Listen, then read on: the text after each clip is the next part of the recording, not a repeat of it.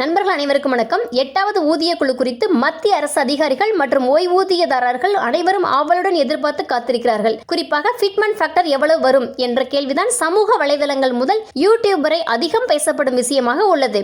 இந்த வீடியோவில் இணையத்தில் பரவி வரும் வதந்திகள் என்ன, ஊழியர் சங்கங்கள் என்ன கோரிக்கை வைத்துள்ளன, பொருளாதார ரீதியாக யதார்த்தமான ஃபிட்மென்ட் ஃபேக்டர் எவ்வளவு இருக்கலாம், மிகவும் குறைந்தபட்சமாக அரசு நிர்ணயிக்கும் என எதிர்பார்க்கப்படும் ஃபிட்மென்ட் ஃபேக்டர் எவ்வளவு என்பதை பார்ப்போம். இன்று வரை 8வது ஊதிய குழுவின் ஃபிட்மென்ட் ஃபேக்டர் குறித்து அரசு எந்த அதிகாரப்பூர்வ அறிவிப்பையும் வெளியிடவில்லை. இப்போது இணையத்தில் பரவி வரும் வதந்திகளை பார்ப்போம்.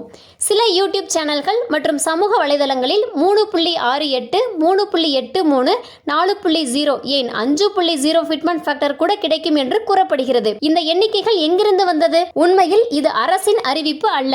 தேசிய அளவிலான சில ஊழியர் சங்கங்கள் 3.83 ஃபிட்மென்ட் ஃபேக்டர் வேண்டும் என்று கோரிக்கை வைத்துள்ளன. ஆனால் கோரிக்கை வைத்திருப்பது என்பது வேறு, அரசு அதை ஏற்றுக்கொள்வது என்பது வேறு.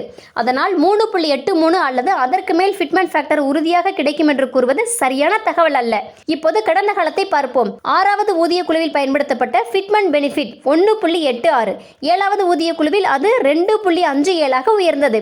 அதனால் பலர் 8வது ஊதிய குழுவிலும் 3.5 அல்லது 4.0 வரும் என்று எதிர்பார்க்கிறார்கள்.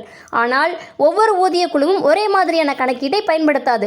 அந்த காலத்தின் பணவீக்கம், அரசின் வருவாய், நிதி சுமை, டிஏ மெர்ஜ், பொருளாதார வளர்ச்சி, நிதி பற்றாக்குறை ஆகிய அனைத்தையும் கணக்கில் எடுத்து இறுதி முடிவு எடுக்கப்படும். அப்படியானால் அதிகபட்சமாக எவ்வளவு ஃபிட்மென்ட் ஃபேக்டரை எதிர்பார்க்கலாம்? பல பொருளாதார நிபுணர்கள் மற்றும் சம்பள மதிப்பீடுகளை அப்போது ஃபிட்மென்ட் ஃபேக்டர் ஆனது 2.1 முதல் 2.4 வரை இருக்கும் வாய்ப்பே அதிகம் என்று கருதுகின்றனர். அதில் குறிப்பாக 2.28 என்ற எண்ணிக்கை பல்வேறு மதிப்பீடுகளில் அடிக்கடி குறிப்பிடப்படுகிறது. 2.28 ஃபிட்மென்ட் ஃபேக்டர் வந்தால் தற்போதைய ரூபாய் 18,000 குறைந்தபட்ச அடிப்படை ஊதியம் சுமார் ரூபாய் 41,000 வரை உயரலாம். அதே சமயம் அதிகபட்சமாக மத்திய அரசில் கேபினெட் செயலாளர்கள் அந்தஸ்தில் பணிபுரிபவர்களுக்கு மாத அடிப்படை ஊதியமாக 2,50,000 ரூபாயிலிருந்து 5,70,000 ரூபாயாக உயர வாய்ப்புள்ளது. 5,70,000 ரூபாய் மாத அடிப்படை சம்பளம் என்பது மிகவும் உயர்ந்த அடிப்படை ஊதியமாகும். அதனால் ஃபிட்மென்ட் ஃபேக்டர் ஆனது 2.28 எண்ணிக்கைக்கு மேல் கிடைக்கும் என எதிர்பார்ப்பது புத்திசாலித்தனமான எண்ணம் கிடையாது. அரசு மிகவும் குறைவாக ஃபிட்மென்ட் ஃபேக்டரை நிர்ணயித்தால் எவ்வளவு அடிப்படை ஊதியம் கிடைக்கும் என்பதை பார்ப்போம். பல நிதி ஆய்வாளர்கள் கூறும் கன்சர்வேட்டிவ் சீனரியோ என்பது 1.9 முதல் 2.0 வரை. 2.0 ஃபிட்மென்ட் ஃபேக்டர் என்றால் ரூபாய் 18,000 அடிப்படை ஊதியம் ரூபாய் 36,000 மாறும். ஆனால் முக்கியமாக நினைவில் கொள்ள வேண்டியது என்னவென்றால், பேசிக் பே இரட்டிப்பானாலும் கிராஸ் சேலரி அதே அளவுக்கு இரட்டிப்பாகாது. ஏனெனில் டிஏ, ஹெச்ஆர்ஏ மற்றும் பிற அலவன்சஸ் புதிய ஊதிய அமைப்பில் மீண்டும் கணக்கிடப்படும். அதனால் டேக் ஹோம் சேலரி உயர்வு என்பதை ஃபிட்மென்ட் ஃபேக்டர் மற்றும் பார்த்து கணக்கிட முடியாது. இப்போது ஒரு முக்கியமான கேள்வி, 3.83 ஃபிட்மென்ட் ஃபேக்டர் சாத்தியமா?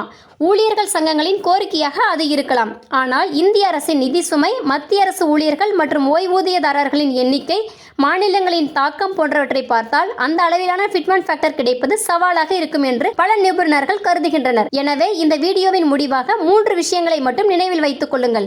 முதலாவது, 3.83 அல்லது 4.0 என்பது தற்போது ஒரு கோரிக்கை மட்டுமே, அதிகாரப்பூர்வ அறிவிப்பு அல்ல. இரண்டாவது, யதார்த்தமாக பார்க்கும்போது 2.0 முதல் 2.1 வரையிலான ஃபிட்மென்ட் ஃபேக்டர் அதிக சாத்தியமுள்ள வரம்பாக தெரிகிறது. மூன்றாவது, மிகவும் குறைந்தபட்சமாக 1.9 முதல் 2.0 வரை நிர்ணயிக்கப்பட்டாலும் ஆச்சரியப்பட வேண்டியதில்லை. இறுதி முடிவு 8வது ஊதிய குழுவின் பரிந்துரைகள் மற்றும் மத்திய அரசின் ஒப்புதலுக்கு பிறகே தெரியும்.